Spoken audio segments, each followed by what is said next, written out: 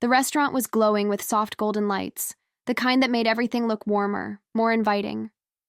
I stood outside for a moment, smoothing down the front of my navy dress, trying to slow the nervous flutter of my heart. Maybe this time would be different. Maybe tonight, just once, they would see me. Through the wide windows, I could see my family gathered around a long table, glasses raised, laughter spilling out into the evening air. A banner hung crookedly against the far wall. I caught the word congratulations in bold cursive before someone moved in front of it. I pushed the door open, the familiar chime overhead giving me away. Heads turned, smiles stretched across faces, and for a moment, warmth flooded my chest. There they were, Mom waving enthusiastically, Dad clapping me on the back with a little too much force, Jason snapping a photo with his phone. And there was Emily, my younger sister, bouncing toward me in a whirl of perfume and perfect hair, dragging me toward the table as if we were children again. "Look at you," Mom said brightly. "Our little superstar." My cheeks burned as I accepted hugs, words of praise, a flute of champagne pressed into my hand. It was overwhelming in the best way, until it wasn't. Because as I glanced around, the details began to take shape. The centerpiece wasn't the deep blues and silvers I'd mentioned loving just weeks before. It was pink and gold, Emily's. Favorite colors? The slideshow playing on the small mounted screen wasn't full of my professional milestones. It was a montage of childhood photos, mostly of Emily, twirling on a stage, blowing out birthday candles, opening gifts. When my uncle stood to make a toast, he spoke at length about bright futures and bold new beginnings. But when he clinked his glass, he turned toward Emily. A polite ripple of laughter rolled through the room, but I stood there frozen, the champagne in my hand losing its chill. My mother leaned over, squeezing my wrist in what might have been intended as affection, but landed like a shackle. "We're just so proud of everything you girls are doing," she said quickly. "It's a big time for both of you. Both of us." I sat down carefully, the world tilting just slightly under my feet. I sipped from my glass, the bubbles burning against the lump rising in my throat. Outside, the sunset deepened into a bruised purple, the edges of the night creeping in. And inside, surrounded by the people who were supposed to know me best, I realized with a hollow thud that tonight was never truly about celebrating me. It never had been. It wasn't just tonight. It was years, a whole lifetime stitched together by quiet forfeits and swallowed pride. Growing up, Emily was the one who sparkled, the kind of child who drew praise like a magnet. Her dance recitals filled our weekends, her trophies filled our shelves. Whenever I tried to shine, to earn a little piece of that light for myself, it slipped through my fingers like sand. My birthdays often ended with her stealing the show, another impromptu performance, another announcement about her newest achievement. I remember one year, standing awkwardly beside a melting cake while Emily beamed in her new leotard, everyone cooing over her upcoming solo at the regional dance competition. My candles sputtered and died, barely noticed. Graduations were no different.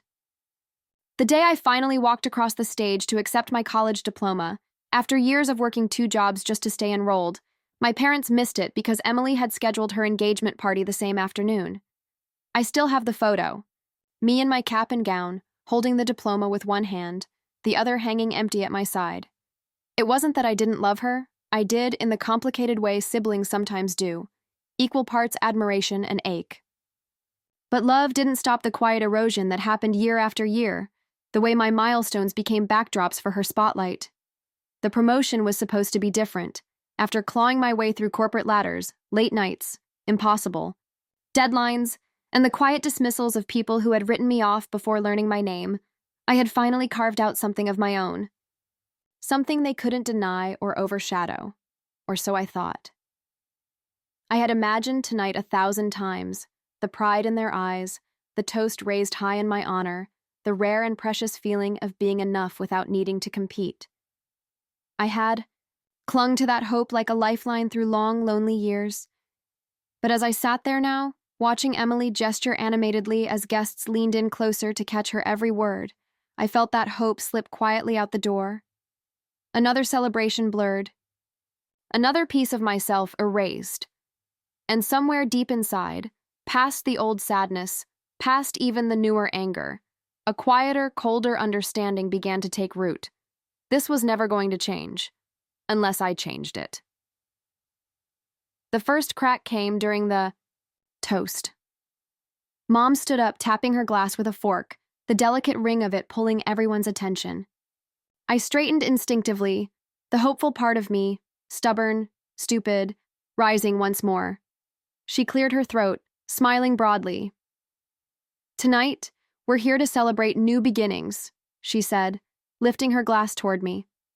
For a fleeting heartbeat, I thought she might actually see me. "I'm so proud of both my girls," she continued, her voice warm and practiced.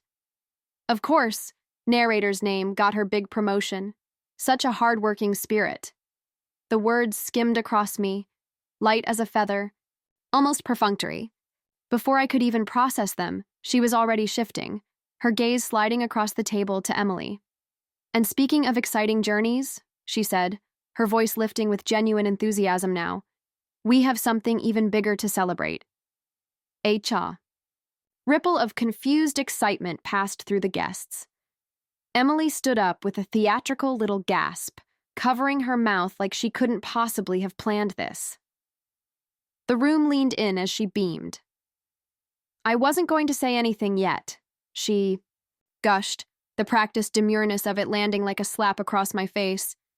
"But since we're all together," she pulled out a glossy flyer from her purse and held it up triumphantly. "I'm launching my own boutique next month," she announced. "It's been my dream for years, and it's finally happening." The room erupted into applause, loud, genuine, giddy. People leapt to their feet, hugging her, asking questions, pulling her into photo after photo. I sat there, my champagne glass still full, the bubbles rising and popping against the rim in a slow, mocking rhythm. No one noticed when I put it down. No one noticed the way my smile froze, the way my fingers curled into my napkin until it tore beneath my hand.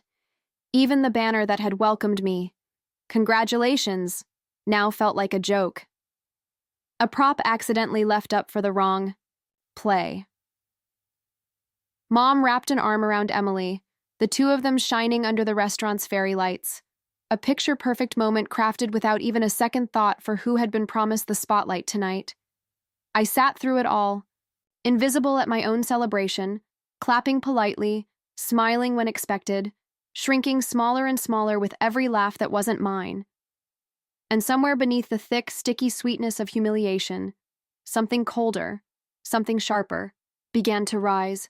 Not rage, not tears, something quieter. Something with teeth.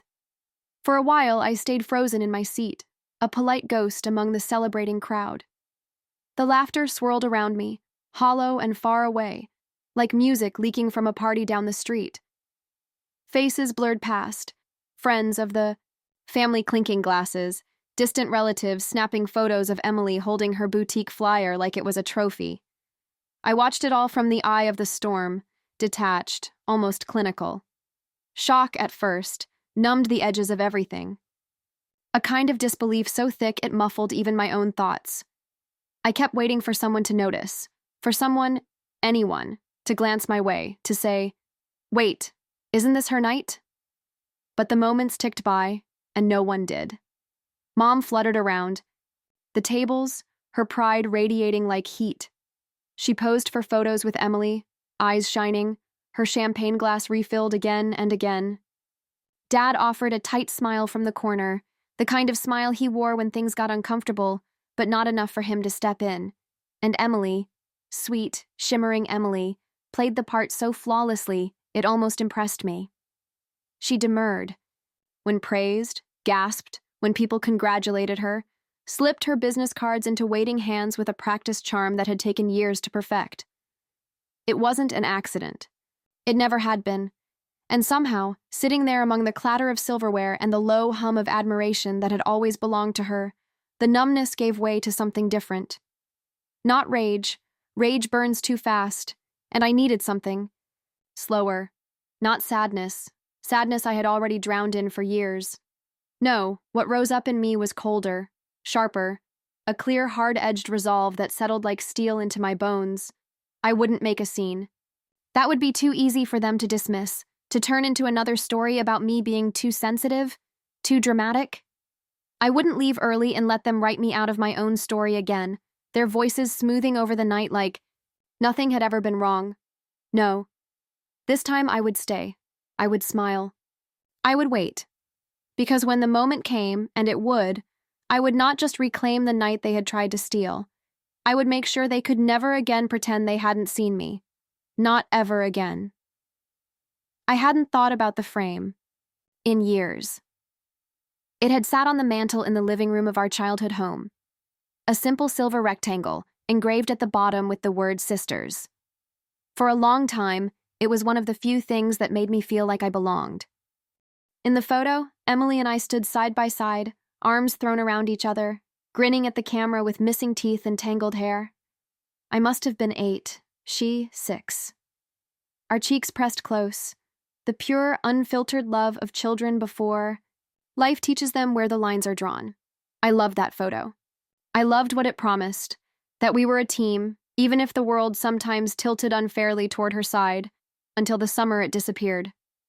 There'd been an argument. I can't even remember what about now.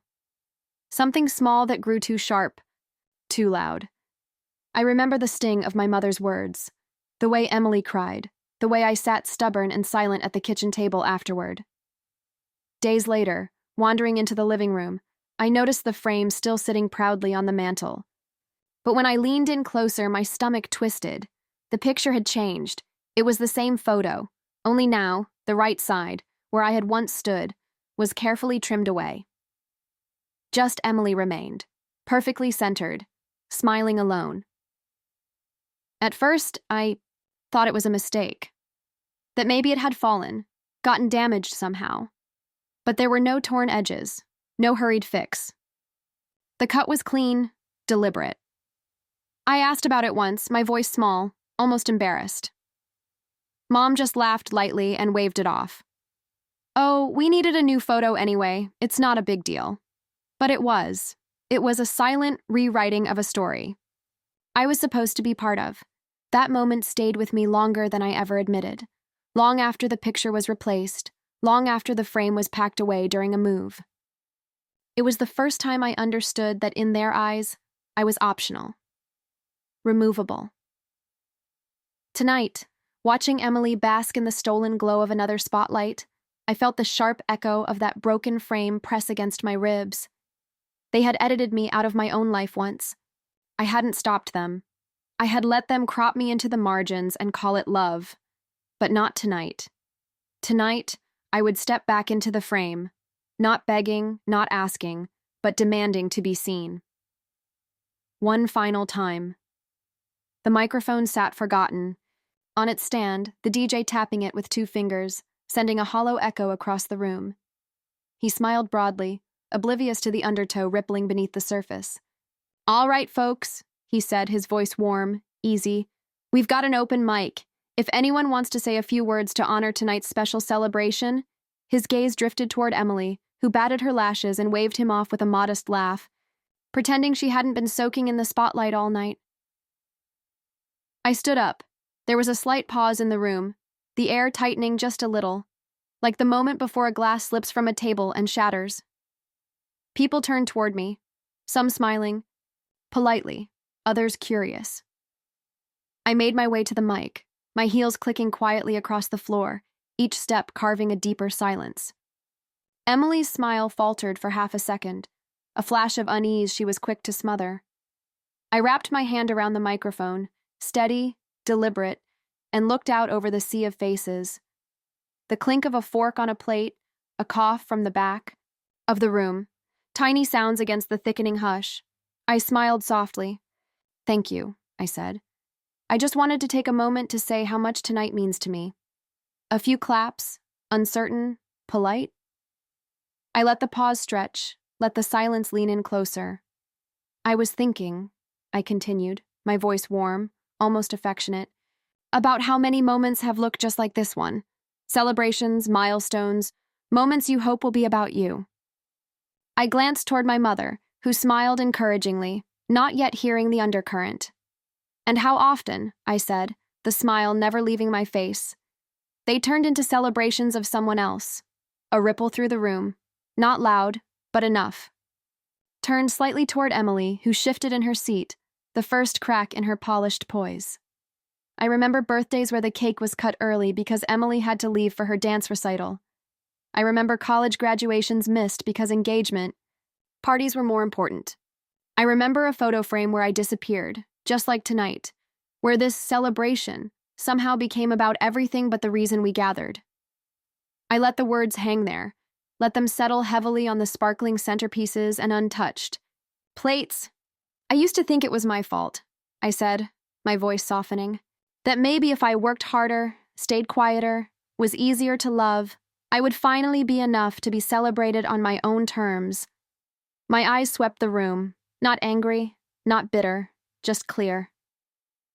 "But tonight," I said, setting the microphone gently, back on its stand, "I realized I don't need your celebration." I turned without waiting for applause, without waiting for permission.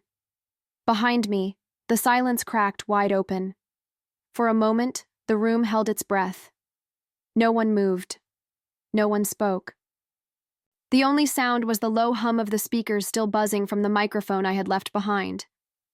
I felt the weight of 100 pairs of eyes, confused, uncomfortable, flickering between me and each other like they weren't sure how to react. Few people clapped, soft, awkward bursts of applause that died almost immediately in the thick, heavy silence. I watched one woman, a distant aunt maybe, start to bring her hands together before thinking better of it and dropping them into her lap. The DJ shifted uncomfortably behind his booth, pretending to fiddle with the soundboard, desperate, not to be part of whatever had just happened. Across the room, Emily sat frozen, her face pale, the glossy sheen of her perfect night cracking at the edges. Her mouth worked soundlessly, trying to find the right combination of charm and outrage that had always saved her before, but there was nothing left to say. She stood abruptly, her chair scraping loudly against the polished floor. She shoved past the nearest table, tears already streaking her makeup, disappearing through the back exit without looking back. Mom was slower to react. She remained standing, hands fluttering uselessly at her sides, her face stuck somewhere between a strained smile and a grimace. She opened her mouth, closed it again, visibly struggling to reclaim the narrative slipping through her fingers. But the room had already shifted. There were no congratulations now. No toasts. Just a low, embarrassed murmur starting to creep around the edges, like the first gusts of wind before a coming storm. Dad sat stiffly at the table, his hands clenched into white-knuckled fists in his lap, staring straight ahead at nothing. I didn't rush. I walked across the room, weaving between tables, my steps slow and deliberate. I nodded politely at the few guests who had the courage to meet my gaze, letting my silence say everything they didn't know how to put into words. At the exit, I paused just long enough to glance over my shoulder. I saw it all, the ruined centerpieces, the half-finished plates, the shell-shocked faces caught between loyalty and discomfort, the carefully constructed image my mother had spent years curating, perfect daughters, perfect family, perfect life, had cracked straight down the middle, exposed by nothing more than the truth they had long refused to see. And I hadn't needed to shout. I hadn't needed to cry. I had simply needed to stop pretending. I pushed open the door and stepped out into the cool night air, the door swinging shut behind me with a soft, final click. The silence afterward was not immediate. It came in waves. First came the frantic calls, missed calls from my mother, blinking like tiny red accusations on my phone screen. Voicemails from Dad, stiff and stumbling, trying to stitch things back together without ever really addressing what had happened. Then came the texts, each one more desperate than the last. Let's not blow this out of proportion. You embarrassed yourself, not us. You're still family. Don't forget that. And finally, the invitations, thinly disguised olive branches. A barbecue next weekend, a brunch the following month, a family game night they insisted was just for fun, as if the world hadn't tilted, cracked, and realigned itself right in front of them. I didn't respond, not out of anger, not out of spite, but because, for the first time, I didn't feel the need to explain why I was walking away. The family group chat buzzed sporadically, threads of conversations I no longer participated in. My name would pop up sometimes, usually with a note of cautious phrasing, as if mentioning me too directly might summon the ghost of that night. Extended family members started reaching out more quietly. A text from an aunt. "I'm sorry I didn't realize before. You deserved better." A message from a cousin. "We were wrong to let it happen for so long. There were no grand apologies, no cinematic scenes of remorse, just small acknowledgments, soft and almost sorrowful, arriving one by one like autumn leaves drifting to the ground, late, but still landing where they needed to. And I realized I didn't crave their validation anymore. I wasn't standing at the edge of the room, waiting to be noticed. I wasn't hoping for a seat at a table built on conditions and illusions. I had stepped away. And the distance was not empty, it was freeing. They scrambled to control the story, to convince themselves, maybe even others, that what had happened was a misunderstanding, an overreaction, a moment of misplaced emotion. But the truth lingered, thick and immovable in every paused conversation and every wary glance. I didn't burn the bridge. I simply walked away from it so completely that by the time they noticed the distance, the bridge had disappeared into the mist. And for once, I wasn't the one feeling lost. They were. It came in a cream-colored envelope, thicker than usual, with my name scrawled across the front in my mother's careful, looping handwriting. No text this time, no voicemail. Just the envelope, resting quietly in my mailbox, as if it hadn't already carried too much weight before I even touched it. Inside was the invitation, glossy, expensive, dripping with the kind of forced elegance my family had always favored. Gold lettering on heavy cardstock, a grand holiday celebration at the country club, a note tucked inside. "We would love to truly celebrate you this time. Please come." I sat at the kitchen table, the invitation spread out in front of me like a puzzle missing half its pieces. Outside the window, the world was fading into winter, bare trees rattling their empty branches against a gray sky. I traced the edges of the card with one finger, thinking. There was a time, not so long ago, when I would have accepted, without hesitation. A time when even the smallest hint of approval would have sent me running back, hungry for a seat at their table, desperate for a scrap of the belonging I thought I needed. But now I saw the truth too clearly to pretend. The, invitation wasn't an apology. It wasn't an act of love. It was a performance, a frantic attempt to patch the cracks spreading through the family image after the party had split it wide open. They didn't miss me. They missed what my presence could fix for them. They missed the illusion that we were whole. I leaned back in the chair, the old wood creaking beneath me, and let the truth settle heavily but peacefully into my chest. I didn't want revenge. I didn't want another confrontation. I wanted peace. Real peace, the kind that didn't require me to shrink, to bend, to pretend. I folded the invitation neatly along its crease and placed it back in the envelope. No anger, no bitterness. Just a quiet, steady refusal. I slid it into the drawer where I kept other things I no longer needed. Expired coupons, broken pens, the remnants of a life lived for someone else's approval. And as the winter wind rattled the windows and the early darkness crept in, I realized something that felt more like a gift than anything they had ever offered. I had finally learned how to say no, not in anger, not in hurt, but in strength. The night of the family's grand event came and went without me. Instead, I opened my own front door to the people who had seen me, really seen me, long before I ever stood behind that microphone.